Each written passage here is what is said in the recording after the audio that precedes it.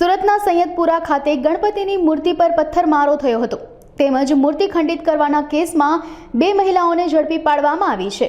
આમ જ આ બે મહિલાઓ નાના છોકરાઓને મૂર્તિઓ તોડી પાડવાનું કામ કરાવતા હતા। છોકરાઓએ સૈયદપુરા ખાતે ગણપતિ પંડાલમાં મૂર્તિ પર પથ્થર મારી લોકોની ધાર્મિક લાગણી દુભાવી જેથી તેમના વિરુદ્ધ ફરિયાદ નોંધાવી હતી।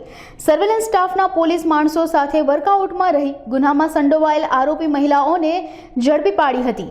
सूरत सिटी में 8वां पुलिस स्टेशन की हद में सोनी फलिया के पास में एक गणपति की मूर्तियां बेचने के लिए एक दुकान लगाई हुई थी। राहुल भाई हीरा लाल खलासी नाम के व्यक्ति हैं, इनकी शॉप थी और ये इनकी एक दूसरी शॉप भी दूसरी जगह थी। तो दिन में वो शॉप को खाली छोड़ के और दूसरी जगह पे अपनी दूसरी शॉप पे गणपति दिखाने के लिए चले गए। मीनवाइल दो लेडीज़, जिसमें एक का नाम लाइला सलीम शेख है, ये 30 साल की है और ये चौक बाज़ार किला के पास फुटपाथ पे रहती है, और दूसरी रूबीना इरफान पठान, ये करीब 20 साल की है और ये भी कमाल गली सूरत में फुटपाथ पे रहती है।